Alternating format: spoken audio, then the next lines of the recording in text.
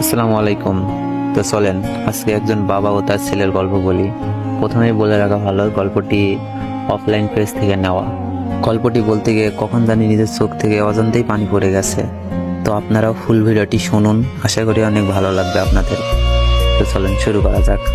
Saudi আরব প্রবাসী ছেলে তার জীবনের প্রথম মাসের বেতন পেয়ে তার বাবাকে ফোন করলো। হ্যালো আব্বু। বাবু কেমন আছিস? বাবা আমি ভালো আছি, তুমি ভালো আছো তো? শরীর ভালো? তবে তোকে খুব মনে পড়ে। বাদ দে, তোর কি খবর বল। আমি ভালো আছি আব্বু। একটা নাম্বার দিচ্ছি, লেখো। কিসের নাম্বার খোকা? আমি স্যালারি পেয়েছি বাবা, পুরো 1 লাখ। আলহামদুলিল্লাহ। বাবা একটা কথা বলি, এতদিন পর ফোন করেছিস মাত্র, একটা কথাই বলবি? বাবা তুমি তো বলেছিলে পিতৃঋণ কোনোদিন শোধ হয় না। তুমি 26 বছরে আমার পিছনে যত টাকা খরচ করেছো, তুমি কি জানো আমি আগামী 5 বছরে সে টাকা তোমায় ফিরিয়ে দিতে পারবো? আমার এখানে 1 টাকা, তোমার ওখানে 30 টাকা বাবা। বাবা এবার কিছুটা মুচকে এসে বলল, বাবা একটা গল্প বলি, শুনবি? ছেলেটা কিছুটা অপ্রস্তুত হয়ে গেল, নিচু স্বরে বলল, বলো বাবা শুনবো। বাবা তোর বয়স যখন 4, আমার বেতন তখন 3000 টাকা। 1200 টাকা ঘর ভাড়া দিয়ে 1800 টাকায় সংসার চলে। আমি আমার সাধ্যের মধ্যে সবসময় চেষ্টা করেছি তোর মাকে সুখী করতে।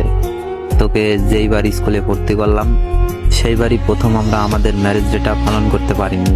সে বছর তোর মাকে কিছুই দিতে পারিনি।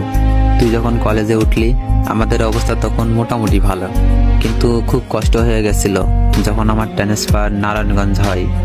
রোজ রোজ উত্তরা থেকে নারায়ণগঞ্জ বাসে করে পায়ে হেঁটে ঘামে ভিজে খুব দুর্দৃশ্য লাগছিল। একদিন শোরুম থেকে একটা বাইক দেখে আসলাম। সে রাতে আমি স্বপ্নেও দেখেছিলাম আমি বাইকে চড়ে অফিস যাচ্ছি। কিন্তু পরের দিন তুই বায়না ধরলি উত্তরা থেকে বনানী ভার্সিটি করতে তোর কষ্ট হয়। তোর কষ্টে আমার কষ্ট হয় বাবা। আমি তোকে বাইকটা কিনে দিয়েছিলাম। আমার 1 টাকা তোর ওখানে এখন প্রায় 1 পয়সা। কিন্তু মনে করে দেখ, এই 1 টাকা দিয়ে তুই বন্ধু বান্ধবদের নিয়ে পার্টি করেছিস, ব্র্যান্ড নিউ মোবাইলে হেডফোন কানে লাগিয়ে সারা রাত গান শুনেছিস, পিকনিক করেছিস, ট্যুর করেছিস, কনসার্ট দেখেছিস। তোর প্রতিটা দিন ছিল স্বপ্নের মতো। আর তোর 100 টাকা নিয়ে আমি এখন হার্টের বাইপাস করাতে ডায়াবেটিস মাপাই। জানিস বাবা, আমার মাছ খাওয়া নিষেধ, মাংস খাওয়া নিষেধ। কি করে এত টাকা খরচ করি বল? তোর টাকা নিয়ে আমি তাই কল্পনায় হাট বসাই। সে হাটে আমি বাইক চালিয়ে সারা শহর ঘুরে বেড়াই, বন্ধুদের নিয়ে সিনেমা দেখতে যাই, তোর মায়ের হাত ধরে চাঁদনি পরশে সেন্ট মার্টিনের বালুচরে হেঁটে বেড়াই। এবার ছেলে বলল, বাবা চুপ করো প্লিজ, আমি তোমার কাছে চলে আসব। টাকা না, তোমার ভালোবাসায় তোমায় ফিরিয়ে দিব। বাবা এবার কিছুটা হেসে বললেন, বোকা ছেলে, বাবাদের ভালোবাসা কখনো ফিরিয়ে দেওয়া যায় না। ছোট্ট শিশুর মলমূত্রেও মোছা যায়, আর বুড়োদের ঘরেও ঢোকা যায় না। তোকে একটা প্রশ্ন করি বাবা, ধর তুই, আমি আর তোর খোকা 3 জন এক নৌকায় বসে আছি। হঠাৎ নৌকাটা ডুবতে শুরু করলো। যে কোনো একজনকে বাঁচাতে পারবি তুই, কাকে বাঁচাবি বল? ছেলেটা হাজার চেষ্টা করেও এক চুল ঠোঁট নাড়াতে পারছে না। বাবা উত্তরে বলল, তোর উত্তর দিতে হবে না। ছেলেরা বাবা হয়, বাবা কখনো ছেলে হতে পারে না। পৃথিবীতে সবচেয়ে ভারী জিনিস কি জানিস? পিতার কাঁধে পুত্রের লাশ।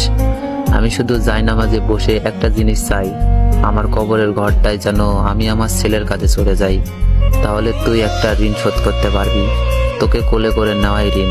তো গল্পটা থেকে একটা জিনিসই শিখতে পারলাম, যে বাবাদের ঋণ কখনো ছেলেরা শোধ করতে পারে না। তো আশা করি ভিডিওটি আপনাদের অনেক ভালো লেগেছে। যদি ভালো লেগে থাকে তাহলে একটি শেয়ার করে দিন, আর কিছু কপি লিঙ্কের প্রয়োজন তো কপি লিঙ্ক করে দিন। আইডিতে তেমন একটা ভিউ নাই।